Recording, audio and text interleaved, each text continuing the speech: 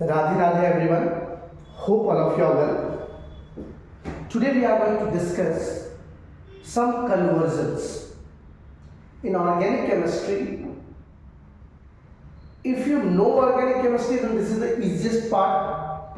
And if you have a little bit doubt also, then you will say, sir, ये ऐसे से ऐसे कैसे बन जाते हैं, right? So no need to worry. Today we are going to start from the beginning. शुरुआत कहाँ से होगी, कैसे क्या करेंगे तो क्या बनेगा, मतलब ये सारी जानकारी हमारे पास होनी चाहिए. अगर ये जानकारी नहीं है हमारे पास तो फिर कन्वर्जन में बहुत सारी दिक्कतें आ सकती हैं. तो जैसे मान लो, जैसे सपोज करो कि अगर आपको कोई कहे कि मीथेन को इथेन बनाना है, कन्वर्ट मीथेन टू इथेन, सी ठीक है बच्चों. तो ये दिमाग तब आता है जब हम लोग प्रिपरेशन और केमिकल प्रॉपर्टीज पढ़े रहते हैं. तो जैसे मान लीजिए यहाँ पर मीथेन, तो मैं सिंपल सा एक रिएक्शन है जिसका नाम है उज रिएक्शन, अगर मैं उसको अप्लाई करूंगा तो मीथेन से इथेन बन जाएगा. जैसे सपोज कीजिए ये मीथेन है, इसको मैंने क्लोरीनेशन किया इन प्रेजेंस ऑफ सनलाइट, तो इसमें से HCl बाहर निकल गया, ये बन गया मेरा क्लोरोमीथेन. अब मैं इसका 2 मोल्स ले लूंगा और इसको सोडियम के साथ रिएक्शन कर दूंगा. ये रहा 2 मोल्स, 1 मोल इधर 1 मोल इधर, 2 moles of chloromethane 2 moles of sodium in presence of dry ether. तो ये क्या होगा, ये 2NaCl बाहर हो जाएगा और CH3 आपस में जुड़ जाएंगे, ये रब बन गया मेरा इथेन. और इसी रिएक्शन को कहा जाता है उर्ज रिएक्शन. याद रखिएगा, इसको कहा जाता है उर्ज रिएक्शन, राइट. अब आपके दिमाग में रहेगा कि सर क्या हम इस रिएक्शन को एरोमेटिक कंपाउंड के साथ कर सकते हैं? बिल्कुल कर सकते हैं, खाली याद रखना वहां पर सनलाइट नहीं लोगे. जैसे मान लीजिए आपके पास बेंजीन, इस बेंजीन को अगर आपको क्लोरीनेशन करना है तो in presence of anhydrous FeCl3, याद रख लेना, डार्क में लेना और कोल्ड में लेना. डार्क और कोल्ड जरूर यहाँ पे लिख देना ताकि याद रहे ये सनलाइट के प्रेजेंस में नहीं होता है. तो ये तुम्हारा क्या बन जाएगा बच्चों, ये बन जाएगा क्लोरोबेंजीन. क्या बन जाएगा, chlorobenzene. Same to same reaction, अगर तुमने इसको वापस से सोडियम के साथ रिएक्शन किया और ठीक उसी प्रकार से जैसे तुमने उर्ज रिएक्शन किया था, यहाँ पर डिट्टो टू डिट्टो वैसे ही करना है, कोई अलग नहीं. वापस से 2NaCl आपका बाहर हो जाएगा और 2NaCl बाहर और ये दोनों बेंजीन आपस में जुड़ गए. बाइपेराइल मतलब डाइफिनाइल ग्रुप आपके पास मिल गया. इस रिएक्शन को कौन सा रिएक्शन कहा जाता है पता है आपको? इस रिएक्शन को कहा जाता है फिटिंग रिएक्शन. इस रिएक्शन को फिटिंग रिएक्शन कहा जाता है. अब आपके दिमाग में आएगा कि क्या सर यहाँ पर उर्ज और फिटिंग क्या दोनों एक साथ हो सकते हैं? हो सकता है बच्चों. हम लोगों ने पढ़ा है कि उर्ज रिएक्शन में खास करके अलग अलग अल्केन्स यानी कि ऑड नंबर वाले अल्केन्स का फॉर्मेशन नहीं होता है. जैसे मान लीजिए आपने यहाँ पर मीथेन लिया तो मीथेन से सीधे इथेन बन गया. ऐसा नहीं कि 1 मोल मीथेन का ले लिया और दूसरा मोल इथेन का ले लिया, ऐसा नहीं. इसके पीछे का मेन रीजन ये है कि इसमें खास करके जो इन दोनों का बॉइलिंग पॉइंट होगा वो बहुत ही कम डिग्री सेल्सियस का फर्क होगा. और जब आप ऐसे करते हो तो खास करके क्लोरोमीथेन और क्लोरोइथेन इन दोनों के सॉल्यूशंस, यानी कि आपके पास इथेन का भी सॉल्यूशन, मीथेन का भी सॉल्यूशन और प्रोपेन का भी सॉल्यूशन मिलेगा. फिर इनको सेपरेट करना एक बहुत ही बड़ा टास्क हो जाता है, जिस कारण से ऐसे हम नहीं कर सकते. लेकिन अगर मैं आपको पूछूं क्या सर हम लोग उर्ज और फिटिंग दोनों को एक साथ कर सकते हैं? जी हाँ, हम लोग कर सकते हैं. जैसे मान लीजिए यहाँ पर आपके पास क्लोरोमीथेन है, CH3Cl है, राइट, और यहाँ पर आपके पास क्लोरोबेंजीन है. क्या है आपके पास? क्लोरोबेंजीन है.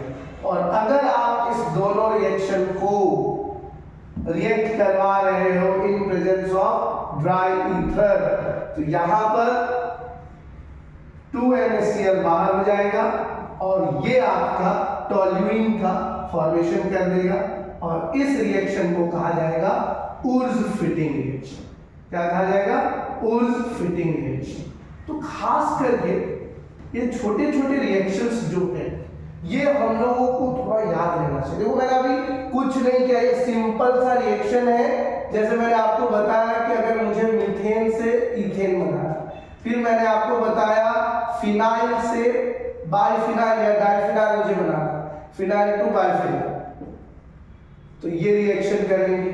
और अगर मान लीजिए मैंने आपको कहा मीथेन से, अगर आपको मान लीजिए मीथेन के बदले अगर मैं क्लोरोमीथेन यहाँ पे ले लेता हूँ, क्लोरोमीथेन से आपको टॉल्यूइन बनाना है, तो याद रखिएगा मेरे प्यारे बच्चों, ये सब सिंपल रिएक्शंस है जो अभी 3 आपके बोर्ड पे दिख रहे हैं। ये सब बहुत ही इजी स्टेप्स के रिएक्शंस हैं। कुछ रिएक्शंस होंगे जैसे मान लीजिए अब आपको अल्केन से अल्कीन बनाना है, या फिर मान लीजिए अल्कीन से बेंजीन बनाना है। मान लीजिए मैं आपको एक सिंपल सा देता हूँ कि कन्वर्जन दे रहा हूँ कि इथीन से आपको बेंजीन बनाना, इथीन टू बेंजीन। सब लोगों के दिमाग पे होश हो जाएगा सर ये कैसे पॉसिबल है, राइट? लेकिन अगर आपने प्रिपरेशंस पढ़ा है, केमिकल प्रॉपर्टीज पढ़ा है अल्काइन का, तो इजीली हो जाएगा। जैसे मान लीजिए ये इथीन है, CH2 डबल बॉन्ड CH2, तो सबसे पहले मैं इसको क्या करूंगा? क्लोरीनेशन करूंगा in presence of carbon tetrachloride. जैसे ही क्लोरीनेशन करूंगा ये विसिनल डाइहाइड्स बन जाएंगे, CH2Cl CH2C बन गया विसिनल डाइहाइड्स। इसको 2 बार मैं अल्कोहलिक KOH के साथ करूंगा। जनरली एक ही बार लिखा जाता है, क्योंकि आपको कंसेप्ट के साथ समझाना है तो मैं आपको बता देता हूं। अल्कोहलिक KOH एक बार अगर मैं करूंगा तो ये KCl मेरा बाहर हो जाएगा, और इसमें से एक हाइड्रोजन ले लीजिए, ये हाइड्रोजन और ये OH, इस दोनों को बाहर कर देंगे। अल्कोहलिक KOH के प्रेजेंस में KCl बाहर हो गया और H2O बाहर हो गया। तो आप देखना यहाँ पे CH Cl बच गया और ये डबल बॉन्ड CH2 बच गया, राइट?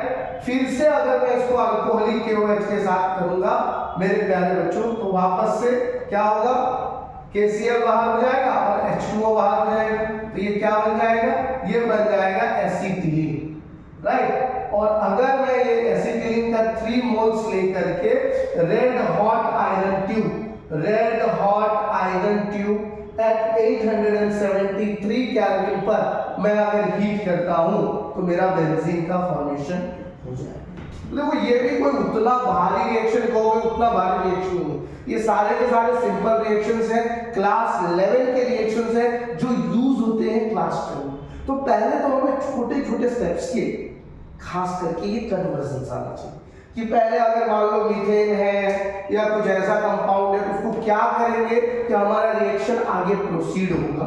तो एक बार आपको ये प्रिपरेशंस और केमिकल प्रॉपर्टीज, अगर आपके पास क्लास 11 का बुक होगा जिसमें हाइड्रोकार्बन्स चैप्टर होंगे, आपके पास अगर ओल्ड वर्जन होगा तो चैप्टर नंबर 13 और न्यू वर्जन होगा तो चैप्टर नंबर 9 में अल्केन, अल्कीन, अल्काइन और बेंजीन के केमिकल प्रॉपर्टीज और प्रिपरेशंस देख लोगे तो आप लोगों से ये छोटे छोटे कन्वर्जन इजीली हो जाएंगे। अब आ जाए थोड़े बड़े बड़े कन्वर्जन के रूप में, राइट? जैसे मान लीजिए अब मैं आगे बढ़ रहा हूं, अगर आप लोग को स्क्रीनशॉट लेना है तो आप लोग ले सकते हो, फिर हम लोग आगे बढ़ेंगे।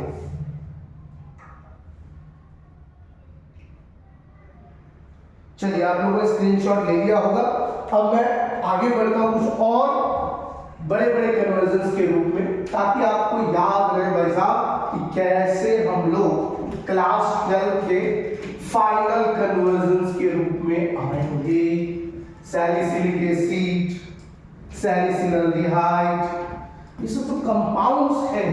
प्रोनाउंसिएशन में तुम्हें लगेगा नहीं सर हम लोग ऐसे प्रोनाउंशिएट करते हैं, आप ऐसे बोल रहे हो, सब छोड़ दो। मेन कन्वर्जन देखो कि बोर्ड में हमें किस तरह से ये कन्वर्जन अगर कोई पूछ ले तो हम कैसे बनाएं। जैसे मान लीजिए आपने देखा भी होगा, जस्ट सपोज करो तुम्हारा चैप्टर नंबर 6 है, chapter number 6 hello alkane hello alkane, उसमें देखा होगा तुम लोगों ने प्रिपरेशंस ऑफ हेलो अल्केन, उसमें तुमने देखा होगा कि इथेनॉल है CH3CH2OH। अब इसको मुझे बनाना है क्लोरोइथेन। तो अगर याद ना हो तो मैं तुमको बता दूं, कंसंट्रेटेड HCl लेते हैं in presence of anhydrous ZnCl2, तो इसमें से H2O बाहर हो जाता है और CH3 CH2Cl प्लस H2, ठीक है, याद है तुमको? यही चीज अगर मान लो ये प्राइमरी हो गया CH3 CH3OH, अगर हम इसमें भी कॉम HCl लेते हैं और सेम रिएक्शंस करते हैं एनहाइड्रस ZnCl2, तो ये CH3 CHCl CH3 plus H2, और अगर हम यहाँ पर CH3 CH3OH plus concentrated HCl, अगर यहाँ पर एनहाइड्रस ZnCl2 नहीं भी लेते हैं तो भी CH3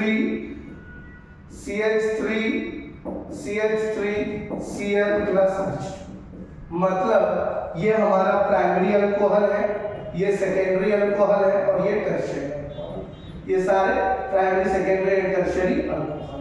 और तुमने सीखा होगा लुकास टेस्ट में, लुकास टेस्ट, इसमें तुम लोगों ने पढ़ा भी होगा कि सर लुकास टेस्ट में कहा गया है कि tertiary will react rapidly, secondary will take 5 minutes and primary will form after heating। तो मेरे प्यारे बच्चों लुकास टेस्ट में याद रख लेना ये जो सीरीज है that is for reactivity of alcohols, कि भाई कौन सा पहले बनेगा, इस तीनों को दे दिया जाए और पूछा जाए तो इसको लुकास टेस्ट भी कहा जाता है, जिसमें आप लोगों को याद रख लेना है कि primary alcohol, secondary alcohol, tertiary alcohol, तीनों में सबसे पहले ये टर्शियरी के साथ बनेगा, मतलब टर्शियरी के साथ सीधे 2 मिनट, 2 क्या मतलब 1 मिनट के अंदर बन जाएगा, सेकेंडरी में 5 मिनट लगता है और टर्शियरी प्राइमरी के अंदर में थोड़ा हीट करना पड़ता है, 5 मिनट तक गर्म करोगे उसके बाद फॉर्मेशन होगा।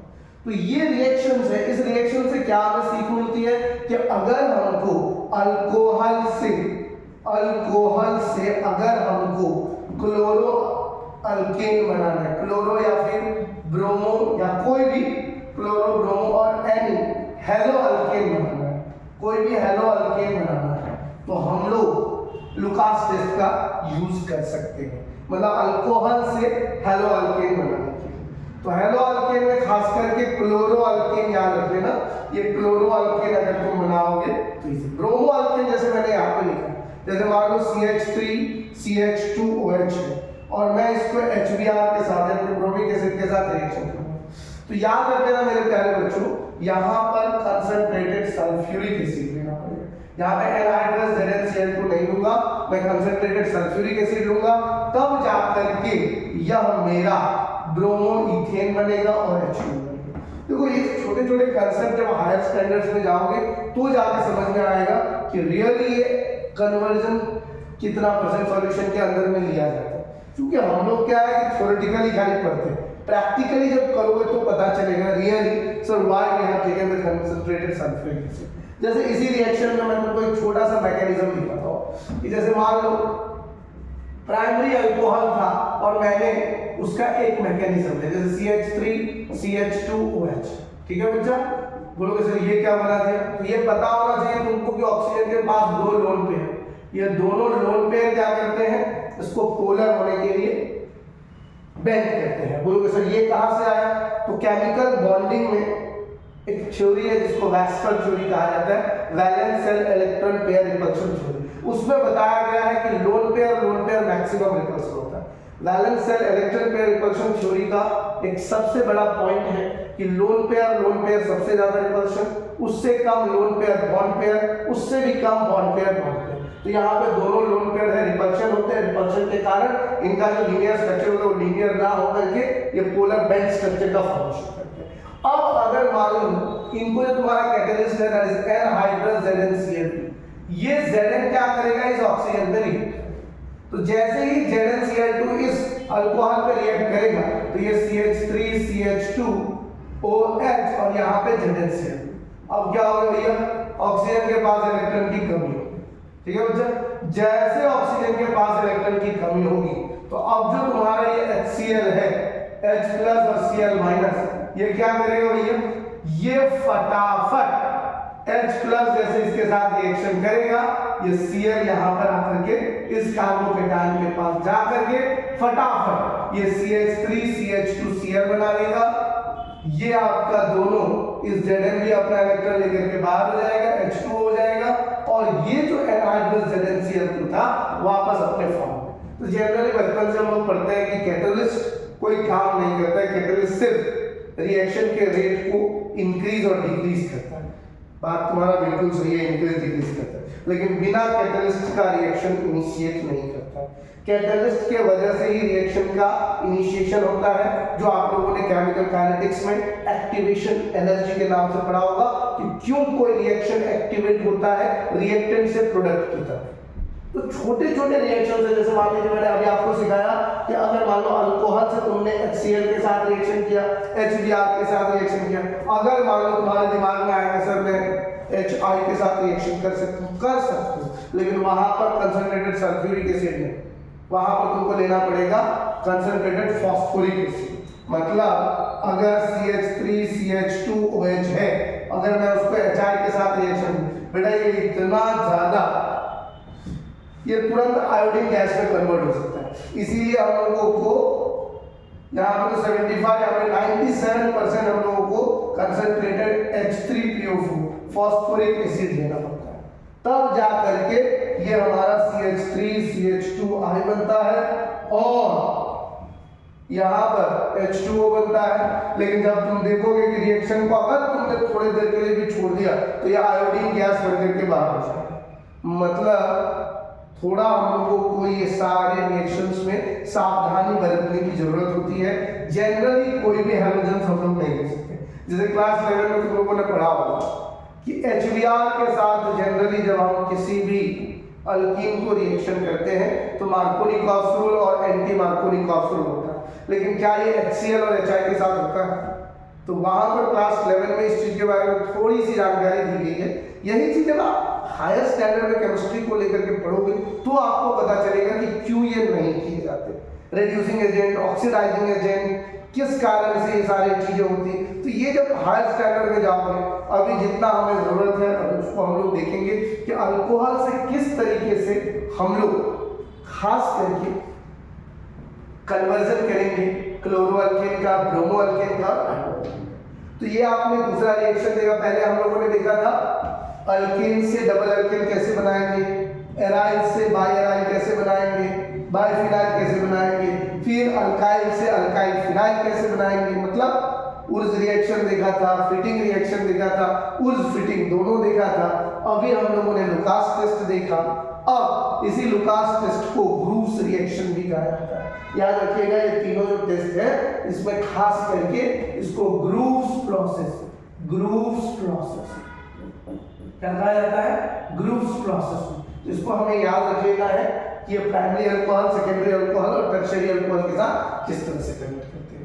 चलिए एक और कन्वर्जन हम लोग थोड़ा सा आगे बढ़ते हैं कि अगर मान लीजिए छोटे छोटे रिएक्शंस को जब हमें बनाना आ जाए तो हम लोग इजीली छोटे रिएक्शन से ही बड़े रिएक्शन की तरफ जाया जाता है। तो अब हम लोग थोड़ा नए स्टेप्स में कुछ ऐसे रिएक्शंस लेंगे जो आप लोगों को आते भी हैं और कुछ लोग जो थोड़ा सा भूल गए हैं उनको रिवीजन भी हो जाए। तो चलिए हम लोग नेक्स्ट रिएक्शन की तरफ चलते हैं।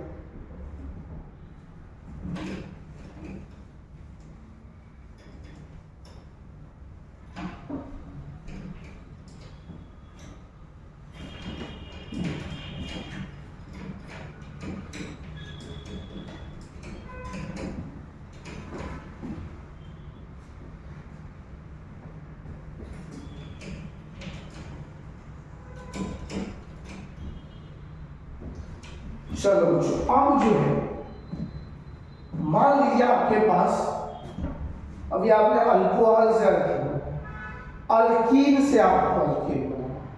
मान लीजिए आपको मैंने दिया कन्वर्जन करना है, conversion of CH2 double bond CH2 ethene to chloroethane CH3CH2। क्या करोगे, उसको छोटा सा रिएक्शन है, बस इसमें थोड़ा सा अपने को दिमाग लगाना है। CH2 double bond CH2 ethene है। बोलोगे सर HCl के साथ रिएक्शन कर दे तो एक H इधर आ जाएगा और Cl इधर आ जाएगा, कर सकते हो। नो डाउट कर सकते हो, लेकिन उससे पहले देखो ये छोटे छोटे रिएक्शंस में तुमको दिमाग लगाने की जरूरत होती है। अगर हम इसको यहाँ पर सिंपल सा पहले अगर हम इसको रिडक्शन कर लें पैलेडियम प्लैटिनम और निकेल के प्रेजेंस में, तो हमारा इथेन बन जाएगा। अब अगर हम इसको क्लोरीनेशन करेंगे तो ये हमारा CH3CH2Cl हो जाएगा और HCl हमारा बाहर हो जाएगा। अगर तुम मुझे बोल रहे हो कि सर मैं HCl के साथ लेना चाहता हूँ, तो वहां पर तुमको याद रखना है बिना कैटलिस्ट याद रखने के लिए एक छोटी छोटी चीजों की जरूरत होती है। जैसे मान लो अगर यही चीज यहां पर CH2Cl CH2Cl, इसको अगर तुम जिंक जैसे मेटल के साथ रिएक्शन करो, थोड़ा सा गर्म कर दोगे, तो ये CH2 double bond CH2 plus ZnCl2 बाहर हो जाएगा। मतलब तुमने क्या किया, विसिनल डाइऑक्साइड्स को इथीन में कन्वर्ट किया। छोटे छोटे रिएक्शंस की बात कर रहा हूं मैं, अभी बड़े लेवल पे जा ही नहीं रहा हूं, ताकि तुम इस चीज को समझो कि कन्वर्जन कैसे किया जाता है। जैसे मान लो तुम्हारे पास क्लोरोबेंजीन, ठीक है बच्चा, इस क्लोरोबेंजीन को तुम्हें क्या करना है, क्लोरोबेंजीन को तुम्हें बनाना है सैलिसिल अल्डिहाइड। बताओ बच्चों कैसे? क्लोरोबेंजीन को आपको करना है सैलिसिल। दिमाग मत लगाना, ज्यादा दिमाग पे जोर दोगे दिमाग फट जाएगा, इसलिए शांति से रहो। देखो यहां पर हमने क्लोरोबेंजीन लिया, इस क्लोरोबेंजीन को अगर हम लोग अल्कली यानी सोडियम हाइड्रोक्साइड के साथ रिएक्शन, तुम्हें क्या लगता है क्या बनना चाहिए? NaCl बाहर हो जाएगा, वो हो जाएगा? नहीं साहब, क्लोरोबेंजीन है।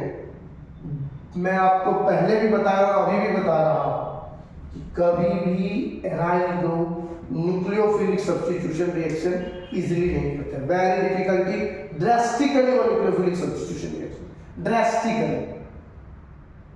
ड्रास्टिकली क्या होता है? ड्रास्टिकली मतलब होता है विकट परिस्थिति। तो यहां पर जब तुम इसको लोगे तो तुम्हें टेम्परेचर और प्रेशर याद होना चाहिए। High pressure